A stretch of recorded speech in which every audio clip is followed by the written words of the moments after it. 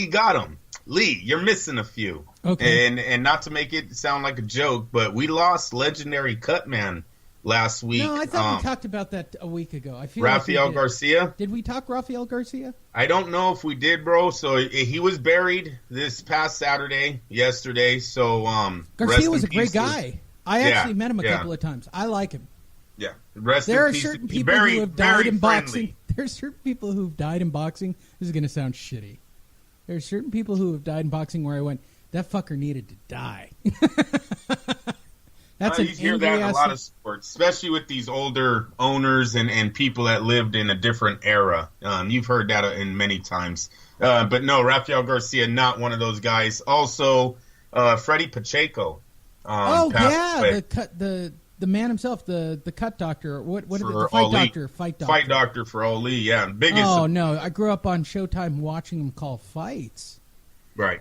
I actually remember when he'd lose his shit when the referee wouldn't stop a fight or the corner wouldn't stop a fight as he sat there. That was a common thing with a Freddie Pacheco called fight. Like, he'd literally, like, why aren't they stopping this fight? This man is clearly out in the ring. And if you ever talked to Freddie, it seemed like he stepped away from the Ali camp because he was tired of the Ali symptoms being ignored. Yep. I think he was legitimately a doctor at heart. And, wow. Yeah, I forgot that one. That's a good one. Yes, sir. And more importantly. That's what I do, Lee. You know what's more important? Right? Malcolm Young died. There will be no more AC/DC. Boxing will continue. At least they have a lot of the best of, right? Listen, boxing will continue. AC/DC will not. I swear to God, Lee, when I go and watch Carlos Santana, big Santana fans down here, when we go and watch him, the crowd gets more excited when he plays the best of Carlos Santana more than his newer. I'm telling you, you're going to the Raider game today, right? Yes, sir. You're going to hear Thunderstruck, aren't you? Oh, yeah. Right. Yes. Right. It's classic. Yep. And you're going to go, hey, wait a minute. And you're going to go, hey, Chris, did you know that Malcolm Young's dead? You're not, but you're going to think it now when you hear it. You have the same seats? Rest in peace. Yes, sir. Oh, yeah. Those are good seats. I like your seats. Yes. You get a good deal on those. I digress. This is a boxing show. There's all your boxing deaths. Last night we had boxing on HBO. We're going to do a recap of that boxing for you. Felt like the death to HBO. Go ahead, Lee. Oh, my God. First 10-round fight between Yuriorkis Gamboa and the other guy. Jason you don't Sosa. even have it on the list. Jason, yes, I do. Go down, Jason I see Sosa. Gamboa. Okay, Gamboa and Sosa. I'm sorry. Yeah. Gamboa and Sosa. Former unified world champion Yuriorkis Gamboa scored a 10-round decision that nobody thought he deserved at all. I don't know what fight the judges were at. Over WBA super featherweight champion Jason Sosa on Saturday night. They were all in the theater at Madison Square Garden. Sosa scored a knockdown in round 7 while Gamboa's glove touched the canvas, and Gamboa was deducted a point for holding by referee. Final scorecards, shockingly, for Yuriorkis Gamboa were 95-93, 96-92, 94-94. I like the 94-94.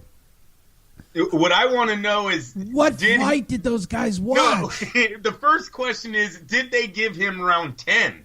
Because if you don't give Gamboa round 10, that means Sosa got 2 points in the final round of a 10-round fight and still lost. Dude, what's going on in that fight? First of all, for those of you who didn't watch HBO last night, it'll be replaying 400 times today on HBO. All right, so I'm gonna give a new scale to the show. You ready? The bacon scale. We all love bacon. Andrew, you love bacon? Yeah. Don't we all? Yes. How much bacon would it take not to watch this fight? I'm saying if you offered me 3 strips of bacon, I'm willing to watch this as a replay. I don't need to watch Lee, this one.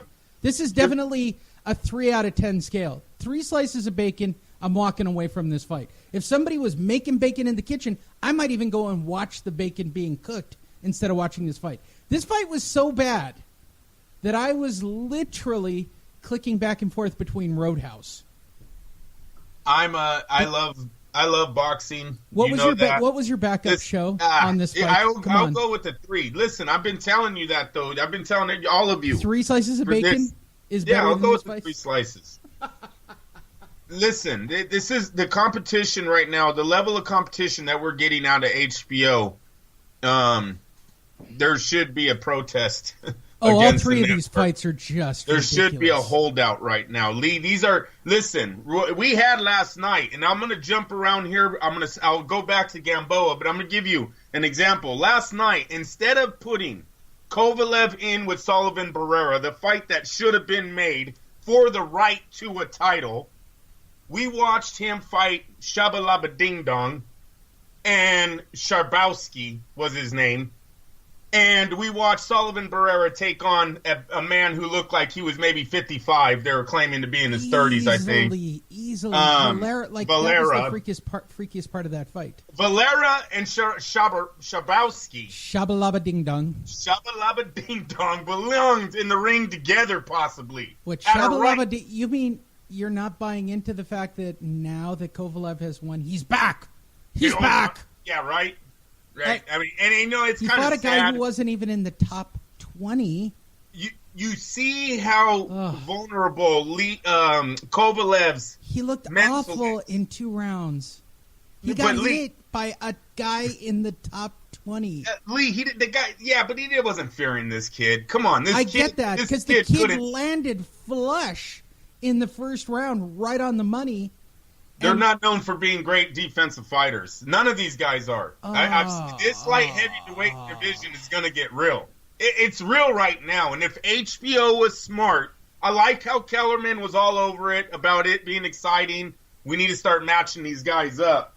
No, this kid was out of Shabowski. Shabalaba Ding Dong. He needs to go somewhere. He's out of this mark. Valera will possibly make a return because you know what? Put his age to side, right? All right, put that to the side. He's already lost to 2 of the top 10 though. That's Sullivan Barrera and Beatwolf have already beaten this guy. So, but he's still gonna stay there because he put on a hell of a fight. Listen, the last maybe 4 to 3 rounds were boring as shit. We all seen. You mean the walking away and? Yeah, Barrera figured him out. Barrera is a technically gifted have we moved on? Well, hold on. Have we moved on to that fight already? Yeah, I have lots to say. All right, hold on. Everybody listening.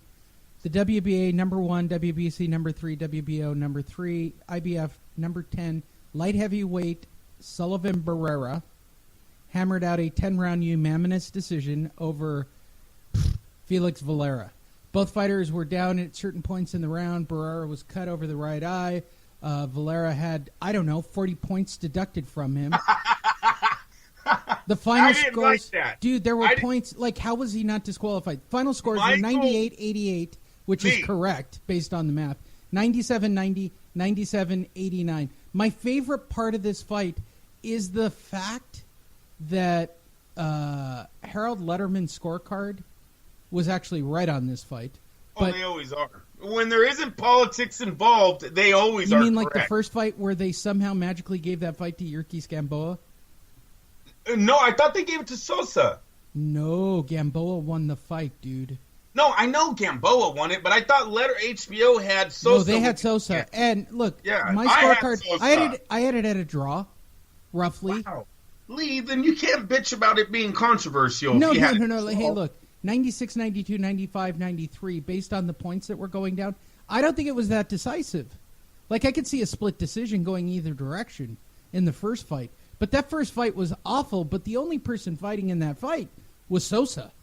Sosa acts too much like a sparring partner. I don't know if people understand what I mean by that, but I needed more excitement out of the kid. Okay, in retrospect, would you have rather watched Roadhouse than watch Gamboa? No. Roadhouse is not that high on the list for me. Maybe my mom. My mom loves that movie, but that's Patrick Swayze and the other cowboy. What's that old cowboy? He also played on Tombstone. Hey, my mom loves that dude. Yeah, so she likes that movie. Sosa. Did you watch the HBO premiere of Kong Skull Island? Yes, I did. Did you like it? I did. Yes, the kids liked it. How many pieces of bacon? How many pieces of bacon do you give it? Is it a 10 slice? As far as entertainment for the family, I would give it about an 8, Lee. Ooh, 8 slices of bacon. I have 2 boys, and my son was fighting like King Kong after the movie. Like, he went total ape on me, dude. Like, did you it was stay insane. All the way to the end to watch the Easter egg before it switched all the way out? Yes, I did, and I didn't. Scene. I did not catch that in the DVD. You know, when I because the boxing was on next, so I let it play all the way out. And Godzilla is the next movie. It seemed like, right? Yeah, they were toying with Godzilla versus King Kong. They were nice, very nice. Everybody's listening to this, going, "I'm just telling you, it's more compelling than Sosa Barrera." I'm just telling you that was. It was a decent movie. Gamboa Sosa was as awful as it gets. Barrera Valera. Let's talk about Barrera Valera for a second. First of all, Felix Valera had on his shorts. Finish with Sosa, wait. Damn it! All right, go ahead. Sosa needs to act like a top 10 contender more, Lee. When he's taking rounds, he needs to show the excitement, show the crowd, get them to stand up and cheer for you. He's just a little bit too much like a sparring partner, and I think that's why they went with the A side of that fight. When those judges are looking at this fight, they know who Yuriorkis Gamboa is. All right, this guy has been in the big lights for 10 years, and he's not Jason Sosa, who had 3 amateur fights. Which, let me get into say something real fast about the amateur background thing that HBO loves bringing up nowadays. I really think that's lazy journalism on their part, Lee. It's kind of sad how they will sit here and act like a professional fighter who's been doing this for over a decade is still, he learned that in Cuba back when he was an amateur, Jim. And, that was from his amateur days. Like, you were totally bypassing all of their training as professionals. I think HBO floats that out there because it fills up time and you can't really argue it. You know do you understand what I'm saying, Lee? Yeah. It came with the Lomachenko BS when they were trying to pump this guy. Now all of a sudden, fucking amateur backgrounds are like so big on HBO. Get over it.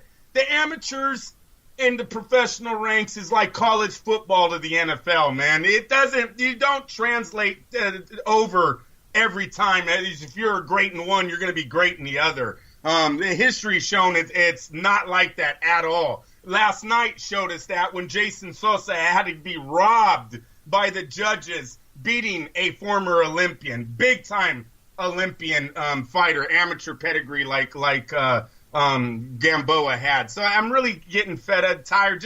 Barrera's almost hitting his 30s. Gamboa's 35. Guillermo Rigondeaux's up there in age. Lomachenko's been a pro now for over 5 years. Like, let's stop with the amateur backgrounds and start talking about who they are as professional fighters. Who are they training with? What do they do? Like, does Jim Lampley and Max Kellerman, do you really think they even give a damn about any of that information anymore? No. It doesn't seem that way when all you do is keep talking about, he's the most glorified 300 amateur backgrounds. Come on, all you're doing is reading stats there off of paper. Come on. All right, can we talk about Valera? Go ahead, let's go. All right, so Felix Valera, all 50 years old, lost to Sullivan Barrera last night. So I know that there are people who listen to this show from my observations of the fight. First of all, why did Felix Valera have 50 Bible quotes on his shorts? Like, his shorts were covered in Bible quotes.